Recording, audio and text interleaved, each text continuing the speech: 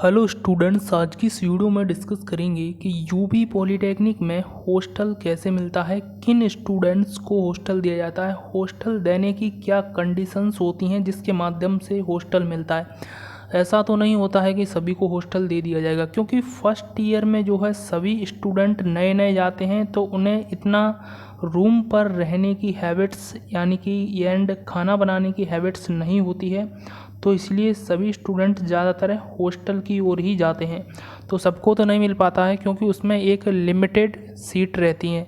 ध्यान रखना, ये हॉस्टल में काफ़ी बड़ा रूम रहता है हॉल टाइप में, जिसमें एक रूम में 3 स्टूडेंट्स रहते हैं। तो ये तो आप जानते होंगे, क्लियर है। इसमें बात करेंगे रहने का एंड खाने का टोटल फीस कितना लगता है, किन स्टूडेंट्स को हॉस्टल नहीं दिया जाता है, ये भी जानकारी ध्यान से सुन लीजिएगा। कंप्लीट जानकारी इस वीडियो को देखने के बाद आपको दूसरी वीडियो देखने की ज़रूरत नहीं पड़ेगी।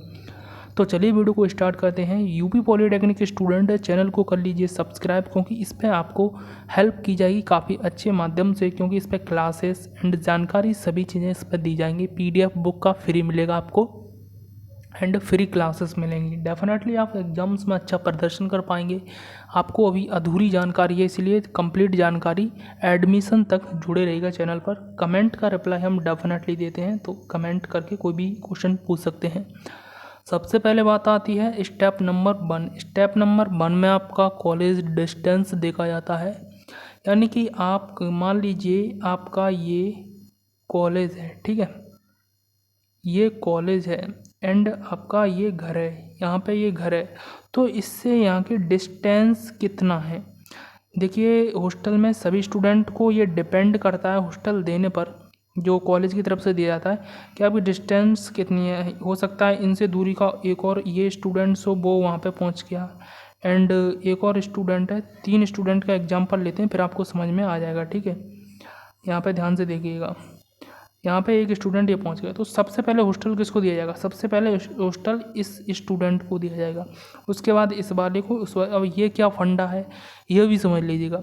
यानी कि इसके डिस्टेंस सबसे ज़्यादा है, यानी जो सबसे दूर का रहेगा उसे सबसे पहले हॉस्टल दिया जाएगा, फिर उससे कम दूरी वाला उसे सबसे पहले हॉस्टल दिया जाएगा। इस प्रकार से हॉस्टल की सीटें भरती चली जाती हैं एंड जब सीट फुल हो जाती हैं तो लास्ट में बचे स्टूडेंट जो कि नज़दीक के रहते हैं तो उन्हें हॉस्टल देने से मना कर दिया जाता है। हालांकि मैक्सिमम स्टूडेंट्स को हॉस्टल दे दिया जाता है एंड हॉस्टल यहाँ पर ध्यान दीजिएगा 1 ईयर के लिए अलाउ होता है। फिर से फर्स्ट ईयर में न्यू स्टूडेंट का एडमिशन होगा, जब आप सेकेंड ईयर में आ जाएंगे तो फिर आपको निकाल दिया जाएगा, फिर से फॉर्म भरे जाएंगे। यदि आपके लिए सीट होगी तो डेफिनेटली आपको फिर से दे दिया जाएगा हॉस्टल। फिर आप सेकेंड ईयर में रूम पे या हॉस्टल में रह सकते हैं, कोई दिक्कत वाली बात नहीं, इतना बड़ा उसमें कुछ नहीं होता है, ठीक है। आपको मिल जाएगा, टेंशन ना लीजिए। आप फीस और वो जान लीजिएगा, रहने का एंड खाने का फीस। तो यहाँ पर रहने की एंड खाने की फ़ीस कितनी लगती है ये भी हम डिस्कस कर लेते हैं। तो रहने का आपका टोटली 1 ईयर का एक बार में ही जमा हो जाता है। ये फ़ीस आपको 3,000 के अंडर देना पड़ेगा, ठीक है, या 3,000 के आसपास इतना फीस आपका जमा हो जाएगा। यही फीस आपका स्कॉलरशिप के माध्यम से वापस लौट आएगा। स्कॉलरशिप में आपका ये मिल जाएगा 1 ईयर का टोटली फ़ीस, रहने की फ़ीस आपको जमा हो जाएगी और ये स्कॉलरशिप में आ जाएगी। अब बात करते हैं यहाँ पे खाने का कितना फ़ीस लगता है। तो खाने का भी सुन लीजिएगा, जब आप मेस खाएंगे तो इसका आपका पर मंथ फ़ीस लगता है, ठीक है, पर मंथ, और ये आपको ईयरली एक बार देना होता है रहने का। खाने का पर मंथ कितना लगता है ये ध्यान से सुनिएगा। तो ये आपका लगता है 2200, यहाँ पे देखिए 2200 लिख दिया, 2200 से 2300 रुपये पर मंथ लगेगा इतना, क्योंकि आप खाएंगे तो डेफिनेटली इतना तो लग ही जाएगा। अब ये आप अनुमान लगा लीजिएगा कि हॉस्टल लेना है या रूम, आपको किस में बचेगा। हालांकि ज़्यादातर स्टूडेंट हॉस्टल ही चुनेंगे, फर्स्ट ईयर में आपको इतनी नहीं जानकारी रहेगी कहाँ पर रूम पर कैसे रहना, खाना बनाना ये चीज़ें, तो वो दिक्कत ना हो, इसीलिए आप हॉस्टल ले लीजिएगा। फर्स्ट ईयर में कोई भी टेंशन नहीं है, बस आराम से पढ़िए। एक रूम में यानी कि हॉल टाइप में होता है, उसमें 3 स्टूडेंट्स रहेंगे एंड तीनों स्टूडेंट्स आपके अलग अलग ब्रांच के रहेंगे, ठीक है। तो इतना आप समझ चुके होंगे, इतनी फ़ीस लग जाती है। उसी के हिसाब से आप ईयरली कैलकुलेट कर लीजिएगा खाने का कितना लग जाएगा। बाकी का रहने का कोई ज़्यादा टेंशन नहीं, वरना रूम पर रहेंगे तो आपका एक लोग का 1500 या 2000 तक लगता है। ध्यान दीजिएगा, ऐसे बाकी का बिजली बिल, इतनी चीज़ें आप समझ चुके होंगे।